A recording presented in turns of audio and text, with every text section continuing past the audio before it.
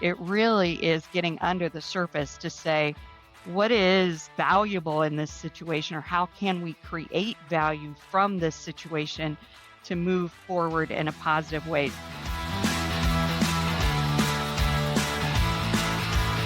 Welcome to the Joy Powered Workspace podcast, where we help HR and business leaders embrace joy in the workplace. I'm JoDee Curtis, owner of Purple Ink, and with me is my friend and co-host, Susan White, owner of Susan Tender White Consulting, an HR consulting practice. And Susan is also a senior executive collaborator with Purple Ink. Susan, I've heard this term for a while, but really didn't understand all the depth of it. So I thought our podcast today would be on the topic of appreciative inquiry. And I have a friend, Diane Brown, who is an expert in this topic. So I've invited her to join us. Diane is the co-founder of Arcos Advisors.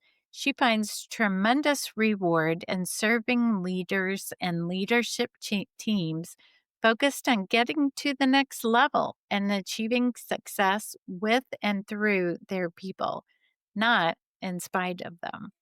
A former CPA, Diane has provided countless leaders with the necessary insight and resources to solve problems, navigate change, and create stronger and more effective teams.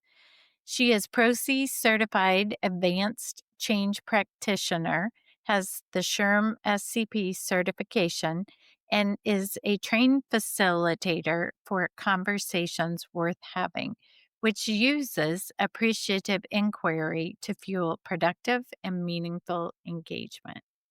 Diane, thank you so much for joining us today. Well, thank you for having me. It's my pleasure. Yeah. So tell us about appreciative inquiry. I mean, what is it? What isn't it? And why is this an even important topic in the workplace? Yeah, great question, because appreciative inquiry sounds like real heady and heavy. And actually, what it is it's a human-centered, strengths-based approach to creating positive change. And when you think about how we work in the workspace, every time we have a conversation, we're essentially creating some type of change.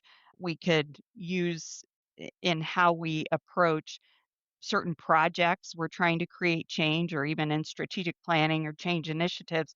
And so, what it boils down to is appreciative inquiry is an approach that capitalizes on different practices so that when you're having those conversations, what you're moving toward is something that increases value. So if you think about the word appreciative, that means that there is value or value added to the situation, and you can move forward in that situation in a positive way by leveraging what gives life or the strengths that are already present to say, how can we move towards what we want more of?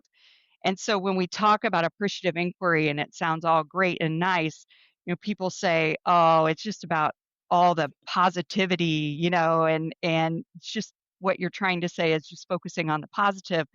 Well, that's actually not what it is. It really is getting under the surface to say, what is valuable in this situation, or how can we create value from this situation to move forward in a positive way? So it's not about all the lollipops or rainbows or shoving the problems beneath the surface, but it's really, how can we bring people together and move forward in a positive way based on where we are today.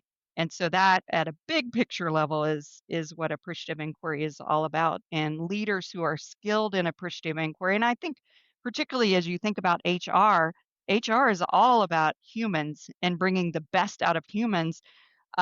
When HR leaders are skilled in appreciative inquiry or really understand the power of it, there's a great opportunity to shape workplaces in a positive way by infusing it in a lot of what we do. Yeah, yeah.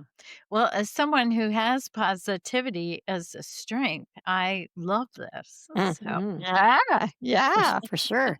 So, Diane, how do the nature of our conversations shape and influence our workplace culture, productivity, or even engagement? Yeah. So I'm going to start this by asking you a simple question. So if you think about what percentage of your time on a day to day basis you spend in conversation with someone else or yourself, what percentage would you say? I'm going to say 90. I was gonna say, you hit it right on the head, Susan. Most Oh, people will answer that question. 90 to 100% of our waking hours are spent in hmm, conversation. So it's almost like, I'll take it out of the workplace and say, if you think about, fish swimming in a pool of water, we're like humans swimming in that pool of conversations. And so if our conversations are more positive in nature or focused on the appreciative nature of what's happening, then we're going to have greater well-being, we're going to have greater success, we're going to feel more energy and enthusiasm. Contrast that, like if you think about fish swimming in water that might be toxic, and you bring that analogy to the workplace. If our conversations are consistently depreciative or taking value away or negative in some way, then that has a significant impact on our culture. And so it really, when you think about everything that happens in the workplace, almost everything boils down to the conversations that take place to make those things happen. And so if we can be more appreciative in that, then we can all have a stronger positive impact on our culture, which impacts productivity, engagement, and retention ultimately. it makes mhm. sense. Yeah, I love Yeah. it. And Diane, I understand there are 4 different types of conversations. So, what are those? Yeah. So I think it's helpful. And I know it's a little hard because we're on a podcast, but to have a visual or think through a visual on this. So everybody loves a 2 by 2 matrix, right? And so if you were to imagine that on the vertical axis, there was appreciative on the top half and depreciative on the bottom half. Again, by definition, appreciative adds value, depreciative takes away from value. And then on the left-hand side, there was a statement-based type conversation because we have a lot of conversation that have statements. And then on the right-hand side, a inquiry-based. Then the 4 types, if we wanna think about first starting below the line, what are those depreciative conversations? If we're in that lower left-hand quadrant and we're just statement-based and we're negative, that might be saying, "Gosh, JoDee, your work is really sloppy," right? It's just a statement and it can make people feel really bad. Or if you're on the inquiry side, what that might sound like, and you think, oh, inquiry, that's better. But what it might sound like is, why in the world did you do it that way? I mean, what were you thinking? That's inquiry, but it still is negative. And what the neuroscience shows is that when we have those depreciative types of conversations, like I'll just ask the two of you, how did it make you feel when I said either one of those statements? I was feeling pretty low. Yeah, me too. Yeah, Yeah. low and Ooh. bad. And what often happens when we're in that depreciative state is that we actually access it throws us into the amygdala part of our brain, which is in protection mode. And so it narrows the thinking to, how do I, in this situation, protect me? And you start thinking about me. And so if we contrast that and go back to sort of that 2 by 2 matrix and think about what would it feel like above the line, so on the statement side of appreciative, you might hear something like, "Oh, I really like your idea on that," or "I love the options that you see in that."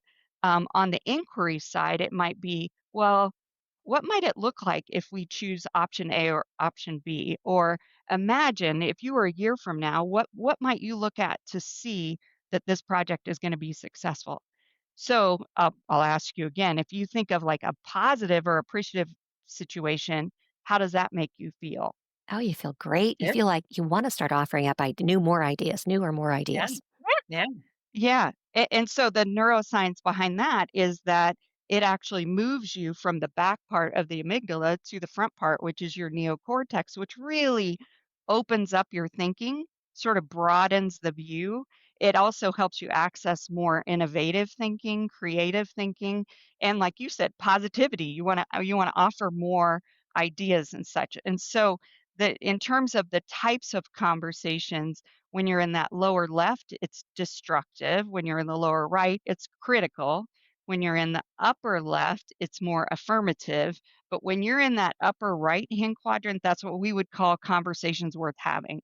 They really create meaningful connection, they encourage productivity, and they do encourage creative thinking. And so as an individual, one way to think about it is how much time in my conversations, again, with others or someone else, am I spending above the line or below the line? So it's a really powerful way to think about it. And I would challenge you to think about leaders that you're drawn to often are much more above the line. So we would call them appreciative leaders um, than below the line. It really promotes a joy powered workspace. Right. There you go. Yeah, yeah. It made me think, Diane, I was in this meeting yesterday that was like 6 hours total. And it was a real sort of a raw meeting, I would say, where, a group of people, we were all excited about something. We were talking about business development and just was a real energizing conversation overall. Both, I would say there were a lot of statements and a lot of inquiry happening. But there was one lady in the room who happened to be sitting close to me who was not on the upper half, I'll say.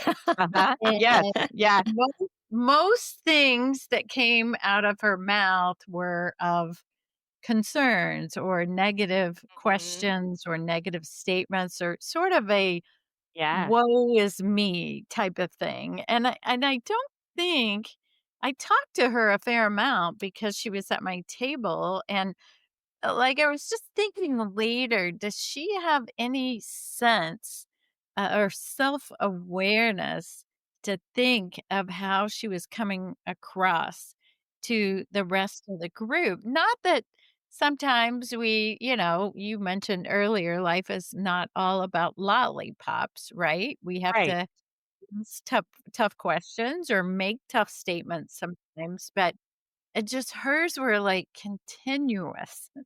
And I just yeah, felt so drained by her that it's almost like I don't wanna sit at your table because you're right. draining me. So, yeah. Yeah, yeah, and that can happen, and like you said, people sometimes don't even realize that it might be a blind spot for them that they're Yeah. always starting from the negative, and what's interesting about that, um, is that and I talk about this above the line, below the line. So we did an exercise with a group of managers and said, "What pushes you above the line or below the line?" And actually mapped it out, and like, how's that feel?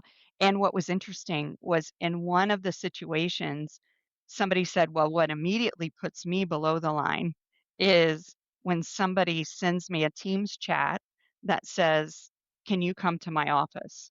Mm, And it seems like a very, just something that would happen in the course of business, but what we don't realize is our brains are naturally wired to go protect first. We don't mhm. assume the positive. So, in the absence of the context of the tone and the conversation, that just reading those words, it's like, oh no, right? You feel like I'm being called to the principal's office. Well, here's what's interesting that happened in her group was a manager. She didn't work with him directly, but at the end of the workshop, when we said, okay, what's one thing that you're going to change or work on or idea that you took away? And he said, I am never again going to send a Teams chat that says, can you come to my office?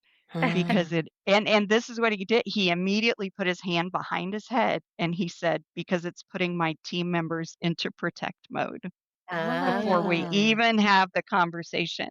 And I was like, wow, that's awesome that you would have that self-awareness, like, right, okay, but before that, he was just thinking like, I'm just sending a nice little note to somebody to say, "Come right. stop by my office. I wanna chat to you about this." Yeah, So, yeah, it can be really powerful to realize that.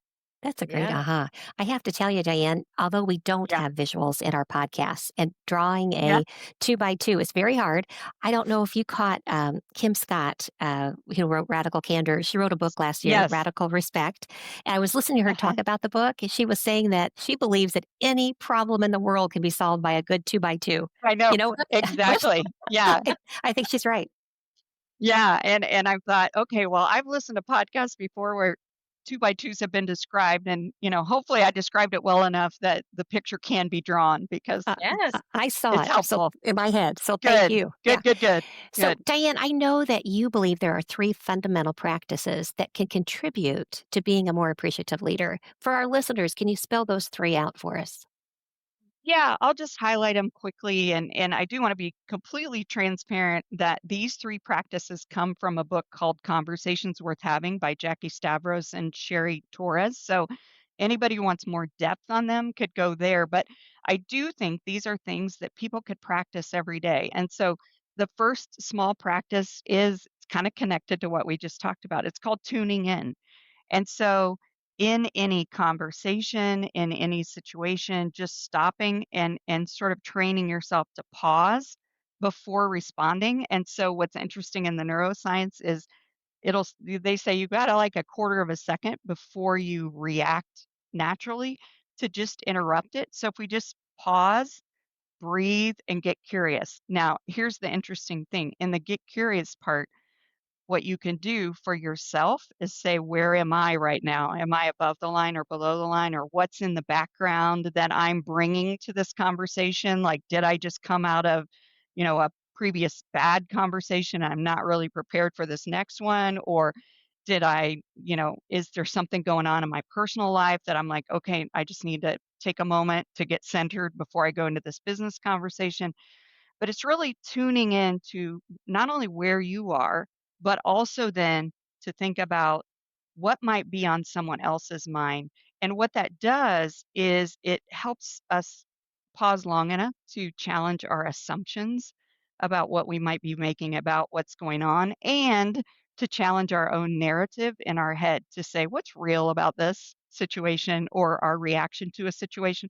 What's real versus what's the narrative I'm making up? And Right, so, tuning in is the first practice. The second practice is generative questions.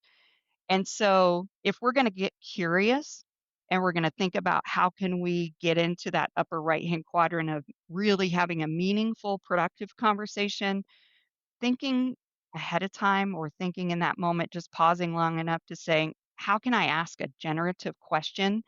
So what's interesting is we hear a lot about generative AI, and that word generative means to create something. And so a generative question is just saying, hey, I'm going to ask an open question that's going to generate new thought or maybe a different type of thought around this situation. And so sometimes appreciative inquiry is called the other AI for that reason. It's the human ah, centered AI. yeah, So, using generative questions is really helpful because they often uncover things that might not be visible to everyone. They could uncover assumptions. They could create shared understanding. So, practicing and really thinking about your generative questions is the second sort of fundamental practice. And then the third one is positive framing. And so I said earlier that appreciative inquiry sometimes is associated with, hey, it's all positive. Well, an aspect of it is positive framing, which says, we're going to acknowledge and name when we have a challenge or an issue. We're going to call it out and say, you know what, we're really struggling right now. And I'll use employee engagement as an example. Boy, we're really struggling right now with employee engagement. And here are all the areas where, we're really not doing well. Well, sometimes when you get into problem solving, you can say, here's where we're broken and how are we going to fix that. What the positive frame does is say, okay, let's focus on what's working really well, and if we want the positive opposite of, hey, we have really low engagement scores to be, we want high engagement scores, then what's the positive frame? How can we create an environment that is truly engaging for all of our employees? That's the positive frame. And we want to look at both, where are the challenge areas, but what are we doing well and how we can we create more of that, and how can we bring more of that to the areas where we might be challenged? And so Mhm. it's just flipping. We oftentimes also call it reframing so that you're focusing on more of what you want versus what we want to fix. Because, and the last part of that I'll offer is when we're really focused on what's broken or what we want to fix, it goes back to it acts like putting us back in that protect mode. We're going to protect the little space and it's going to narrow the thinking. Whereas if we can broaden the frame and say, how might we attack this differently? It will open up the problem solving around it. I love this. I do. I'm really, I mean, I've heard the term appreciative Yeah. inquiry for several years now, and I didn't really understand what it meant. So thank you for breaking that down to us in a way that is very easily understandable. But if our listeners feel like me and they want to learn more about this, you mentioned a book Yes. that was a good resource for us, which we'll put in our show notes. But how might our listeners also reach out to you? Yes. At any point in time, they can go to our website, which is arcosadvisors.com. So it's ARCHOS advisors.com. And there are a couple of pages under the workshop area that describe a little bit more about the conversations worth having and some of the um, practices. But I will also send you a one pager that just highlights those three practices, and you can drop that in the show notes and share that as well. Yes, we will do that. Ah, We that's will. great. Before we let you go, Diane, what is one small step people can do in this area to create joy at work? I will tell you that since I've been working with all of this content, the one thing I absolutely love is that idea of tuning in. And so for me, it's just taking that pause. And the way you could add joy to that is like, what is the pause for me that's going to break me out of this thinking? For me personally, it simply adds joy to ask myself the questions of what's real about this situation and what are the stories I'm making up or what are the Mhm. assumptions that I have.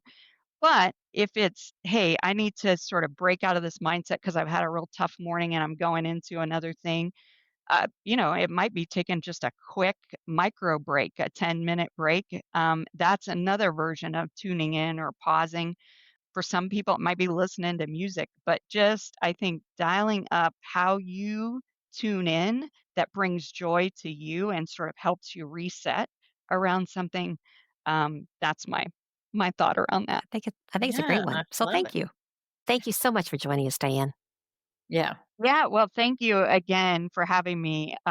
This is an area where I am just passionate because I think that when you get under the covers and you get past the appreciative inquiry and how heady it sounds, and you go, oh, wait a minute, this in practice is how do we bring the best of ourselves to the work environment? And how do we bring value out of our people? I think it could be really powerful to infuse it into Yeah. workplaces and into the culture. Oh, Yeah. gosh, I agree. So Totally thank you. agree. Mhm. Thank you. Jody, it's time for our listener question. I currently have a hybrid working model where we can work from home 2 days a week. When working from home, there seems to be more guilt or pressure to start working earlier and work longer hours. Do you see that employers, companies having a higher expectation for employees that work from home to work longer hours? Or do you think this is something that's more self-inflicted?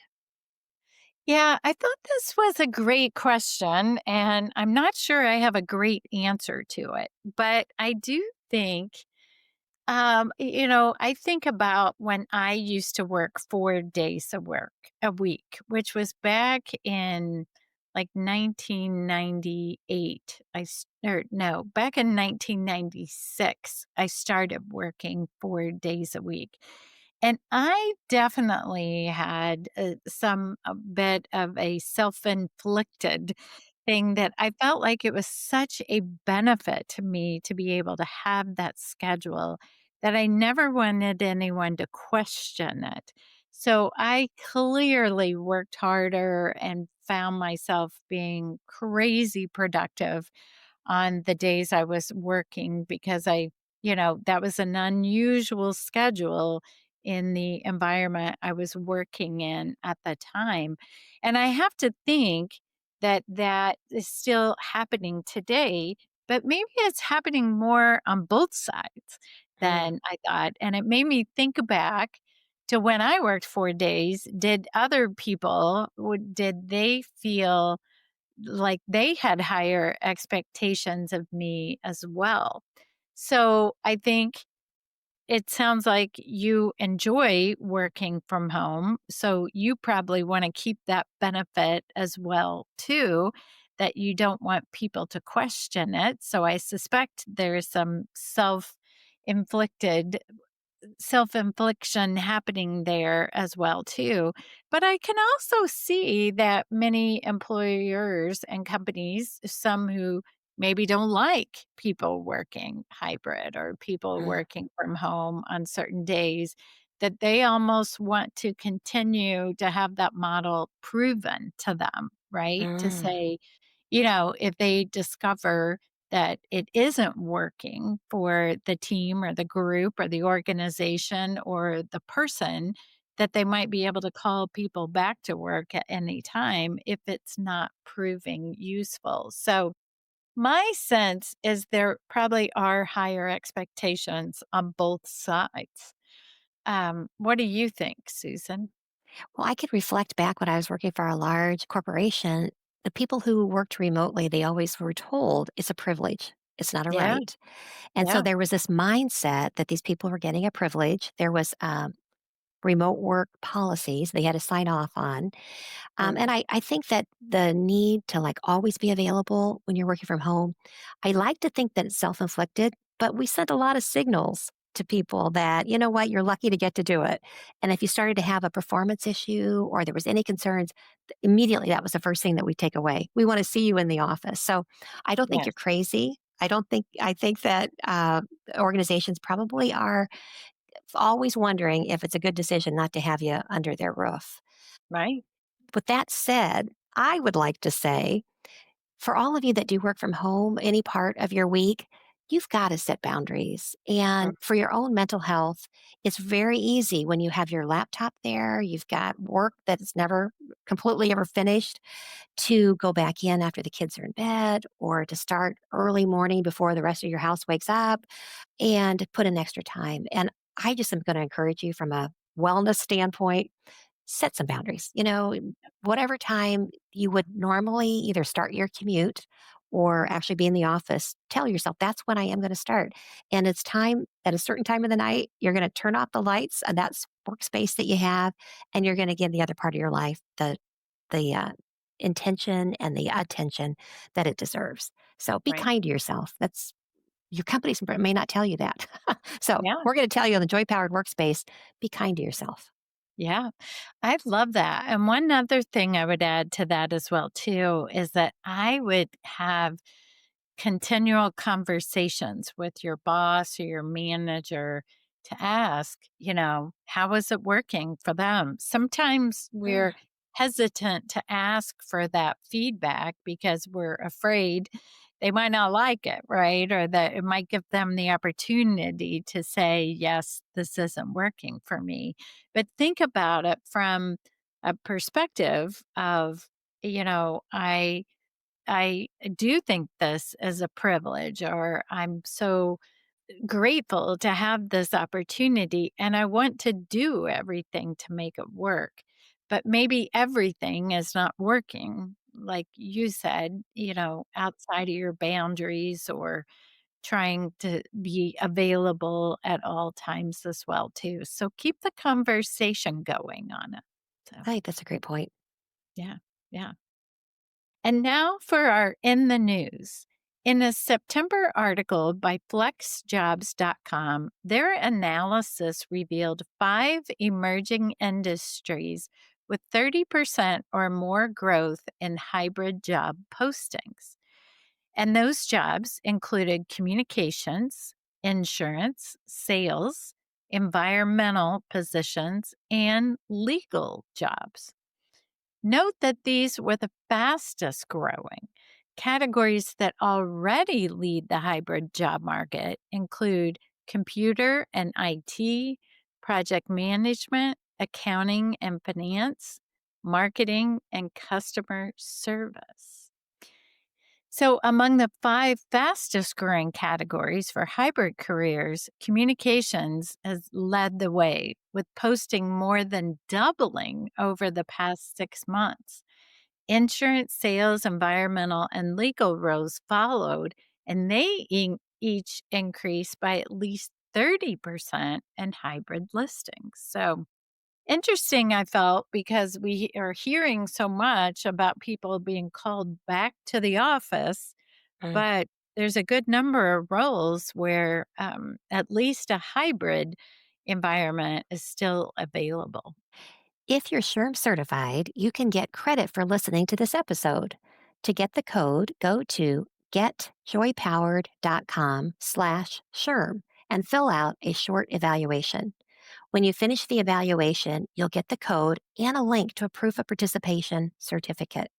The code will expire on November 17th, 2026. Again, that's getjoypowered.com/SHRM to get the code, and it's going to expire on November 17th, 2026. Thank you for listening today, and thank you for your dedication to the HR profession. Please tune in next time and make it a joy powered day. Thank you. If you like the show, please tell a few friends about us and let us know what you thought by leaving us a rating or review on Apple Podcasts or wherever you're listening right now. Become a Joy Powered member to get extras like early access to episodes, video versions of the episodes, bonus episodes, and even more. Learn more at patreon.com/joypowered. You spell Patreon, Patreon. So it's patreon.com/joypowered. You can find more information on our podcast, books, blogs, and more at getjoypowered.com. We're at JoyPowered on Instagram, LinkedIn, and Facebook. And you can email us via joypowered@gmail.com. Make it a joy-powered day.